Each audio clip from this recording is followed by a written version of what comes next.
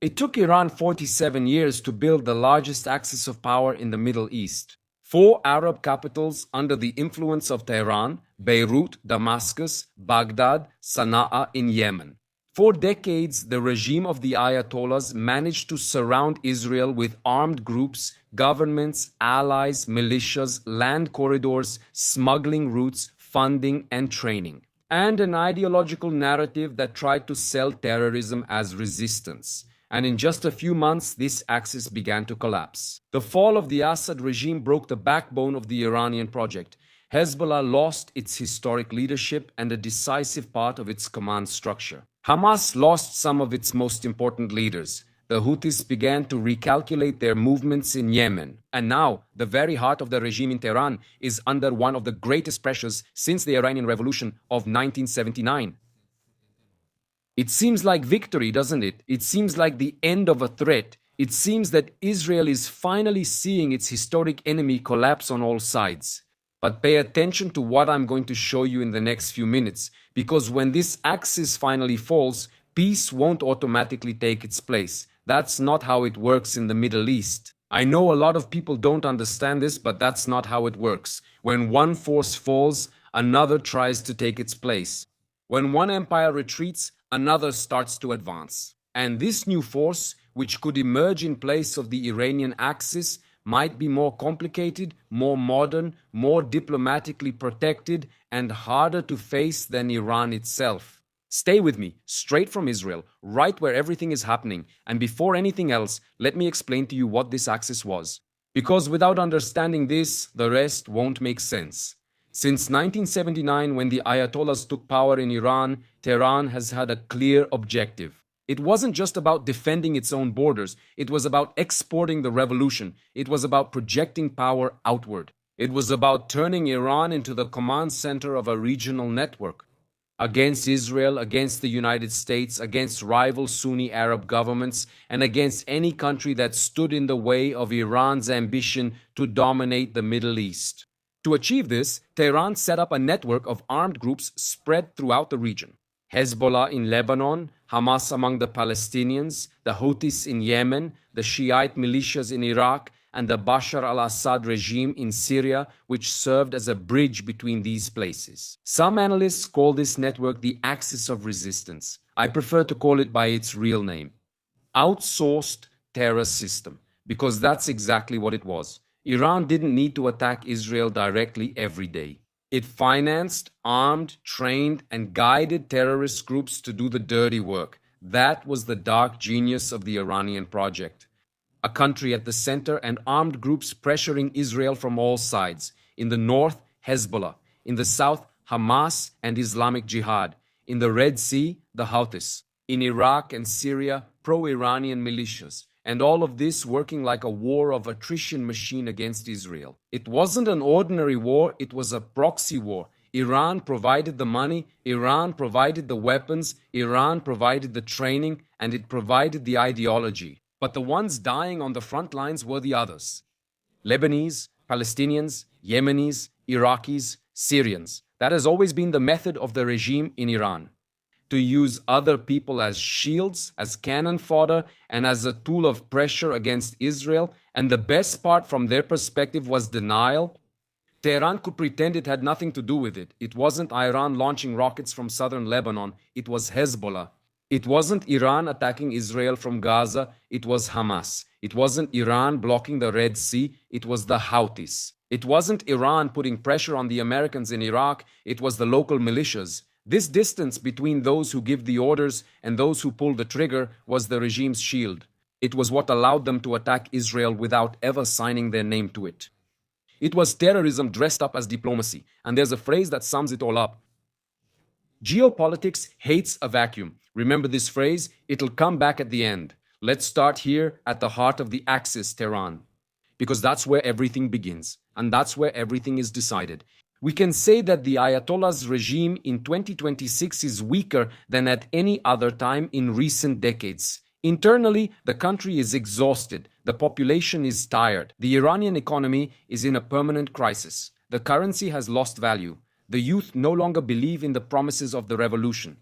Women have challenged the regime in the streets, minorities are pushing for more freedom, and every wave of protests shows the same thing. Fear still exists, but it's no longer enough to silence everyone. On the outside, the regime has also been pressured like never before. Israel and the United States have hit central structures of Iranian military power and the nuclear program. There are indications of severe damage, but it's important to be precise here.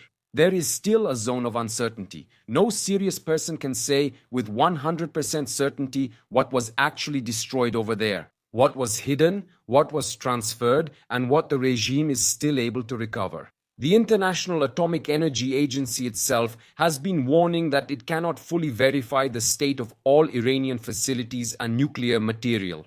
In other words, Iran was hit hard, but the story isn't over yet, and that's precisely why this moment is so dangerous.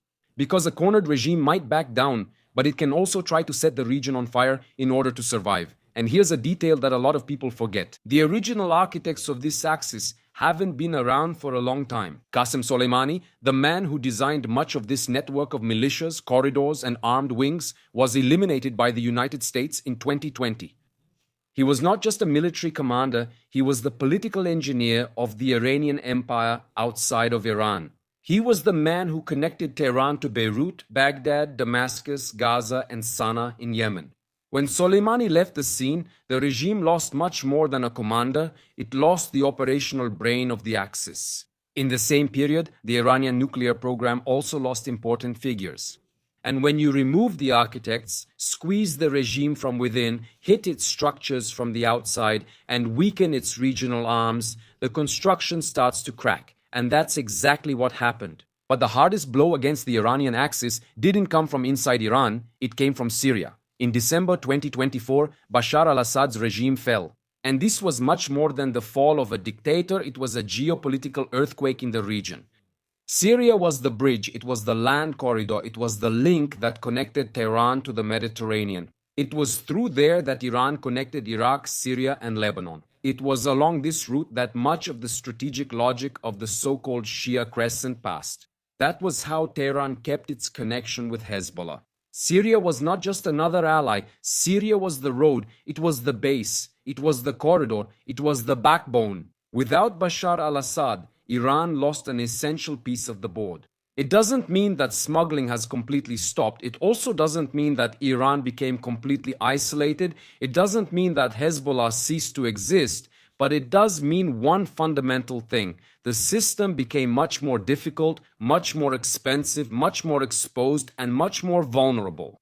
And there's a phrase that defines this precisely. There is no axis without access. Simple translation. Without Syria functioning as a safe bridge, Iran lost the route that sustained much of the project. The backbone of the axis was broken, and without a spine, the body can still move, but it doesn't stand upright like before. And then comes the third point. Iran's armed branches started to bleed because Hezbollah, which was the strongest, the most organized, and the most feared, suffered a historic blow. For years, Hezbollah was treated as the most powerful army that wasn't exactly a state army. It has rockets, missiles, tunnels, elite units, political presence, and Iranian money. Experience from the war in Syria as well, it had control over entire areas of Lebanon and had a leadership that had commanded the organization for decades, but this image of absolute strength was completely shattered. The historic leadership was hit, the command structure was shaken, the deterrence capability was called into question, and the entire Lebanon began to feel the price of having been hijacked by a terrorist organization that serves the interests of Tehran. Hezbollah, make no mistake, still exists, is still dangerous, and still has the capacity to cause harm, but it is no longer the same Hezbollah as before. And this, in the Middle East, changes everything. Hamas has also suffered deep losses. Some of its most important leaders have left the stage. Its military structure in Gaza was largely destroyed, its tunnels were exposed, its leadership was hunted down, and its ability to govern Gaza was shaken.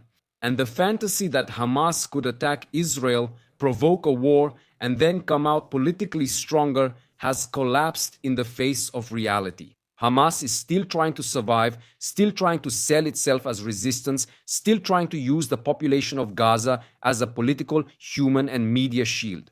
But today's Hamas is not the Hamas of before, and the Houthis in Yemen have also started to recalculate their moves. At times they have appeared as an arm of the Iranian axis. At other times they try to present themselves as a local Yemeni movement. This isn't a contradiction, this is survival. When Tehran is strong, everyone wants to appear alongside Iran. When Tehran weakens, each branch starts looking out for itself first. And that may be the most important sign. The Axis that used to boast about controlling 4 Arab capitals is now fighting for its own survival. And before I show you the most important part, this video so far has already earned your like. If you haven't subscribed to the channel yet, subscribe and turn on the notification bell so you don't miss any updates. Because what comes next, the mainstream media won't tell you. And now pay attention, because this is the most important information in this video. If Iran's axis is falling, the right question isn't who won. The real question is a different one. Who takes its place? Because in the Middle East, empty space doesn't stay empty for long.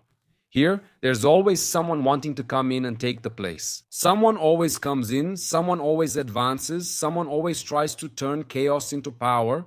And today, the name that comes up most on this new geopolitical chessboard is Turkey. While the whole world was watching Iran, Turkey was making its moves. While everyone was talking about Tehran, Ankara was looking at Syria. While Israel, the United States, and Europe were calculating the extent of the damage to the Iranian axis, Erdogan saw a historic opportunity. With the fall of Bashar al-Assad, a huge void opened up in Syria, and the one trying to fill that void now is precisely Turkey. The new Syrian government is led by Ahmad al-Sharan, a figure with a past in radical armed groups and a background that worries many people here in Israel. And Turkey emerges as one of the main sponsors of this new Syrian phase. Qatar also comes into this equation with money, influence, and ideological proximity, and that's where the warning begins. Several Israeli analysts are saying that Turkey may try to build a new Sunni bloc. Turkey and Qatar at the forefront, Syria as an area of influence, an attempt to get closer to other Muslim countries and pressure on the Arab world, and a narrative that tries to resurrect the Muslim Brotherhood project in a more modern, more political, and more dangerous version. Some experts sum this up in a provocative phrase: Turkey could become the new Iran. But pay attention, this doesn't mean that Turkey and Iran are the same. They are not at all. Iran is Shia, Turkey is Sunni, Iran is a revolutionary theocracy. Turkey is formally a republic, a member of NATO, with state institutions and deep relations with the West. Turkey sits at the table with the United States and Europe. So why do some say that Turkey could become the new Iran? Because it may try to occupy the same political space that Iran used to occupy, the space of regional leadership against Islamism. The Sunni axis, the role of sponsoring Islamist movements, the position of protector of anti-Israel groups, the position of a power that uses ideology, religion, money, military influence, and diplomatic presence to expand its power. And here is the point that changes everything. Iran was a known enemy, dangerous, radical, aggressive, but known. Israel knew who it was dealing with. The Western world also knew all of this. Tehran was seen as a threat. It was sanctioned, it was isolated, it was treated as a hostile regime. But Turkey is different. Turkey is a NATO member. It has the second largest army in the alliance in terms of personnel. It has drones, it has a military industry, it has intelligence capabilities, it has an economy much larger than Iran's. And it has a presence in Syria, in the Mediterranean, in Libya, in the Gulf, and in Africa. And it has a leader, Erdogan, who dreams of rebuilding Turkish influence over former areas of the Ottoman Empire. That's the real problem. Against Iran, Israel had much more freedom of action. The world understood that the Iranian regime was a threat. But against Turkey, the equation is more complicated. How does Israel pressure an adversary that on paper is an ally of the West? How does Israel confront a country that is part of NATO? How does Israel respond to a government that talks to the United States, negotiates with Russia, influences Syria, receives money from Qatar, and still poses as a mediator when it suits them? That's the trap. The new danger may come protected by a diplomatic layer that Iran never had. Iran used to come with turbans, the Revolutionary Guard, and open threats. Turkey comes with suits, international treaties, modern drones, trade, diplomacy, and a discourse of regional leadership. And that, my friends, can be much harder to face. That's the danger that almost no one out there in the West is seeing. And now, just between us, let me give you my take on all of this. Everything that follows is my own analysis, and it's what I'm seeing from here in Israel. It's not a closed fact, nor is it any kind of prophecy. It's not an absolute certainty, but it's a line of thought that deserves to be considered. The first thing is this. A lot of people are celebrating the fall of the Iranian axis as if it were the end of all threats. I don't celebrate it that way. I've made this clear to you several times. I understand the historical importance of this moment. Of course, it's positive to see Iran weakened. Of course, it's also positive to see Hezbollah shaken. It's obviously positive to see Hamas practically destroyed for the most part. Of course, it's positive to see Bashar al-Assad out of power. But the Middle East doesn't work like a fairy tale. When you remove strong power from the board, the space doesn't stay empty. You remember the phrase from the beginning, right? Geopolitics hates a vacuum. Iran's place will be contested. And today, the most aggressive candidate to occupy part of that space is Turkey, along with Qatar and Sunni Islamist networks. The difference is that the Iranian axis, despite everything, was more centralized. It had a clear command center, Tehran. Orders came from the top, money came from the top, the strategy came from the top, and the ideology also came from the top, but the Sunni bloc is more fragmented. Turkey, Qatar, Saudi Arabia, Egypt, Pakistan, and other countries don't think that way. They compete, they distrust each other, they have different projects, and that's both good and bad at the same time. It's good because a divided bloc takes longer to become a single threat. But it's bad because several centers competing for power at the same time make the region much more unpredictable. With Iran, you knew exactly where the center was. With the new Sunni bloc contested by several leaders, you can have competition, radicalization, a race for influence, support for local groups, and constant pressure on Israel on multiple fronts. And there's a deeper layer here that almost no one connects: China. This is where the economic map comes in. Iran is one of China's most important strategic partners in the Middle East, mainly because of energy, land routes, pressure against the American order, and integration into China's Belt and Road Initiative. China needs oil, needs routes, needs influence,